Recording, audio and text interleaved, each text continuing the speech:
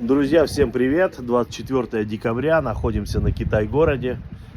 Парни вон заклеиваются, много народу, в перегон собираются. Мы сегодня здесь по какому поводу? Вспомнили, что Новый год скоро, у нас ничего не готово, ни елки, ни мишуры, ни гирлянды. Вот здесь все это тоже продается, к Новому году приехали закупаться. А то с этой совсем работой закрутились и забыли. Все, ребят, мы на связи, всем пока.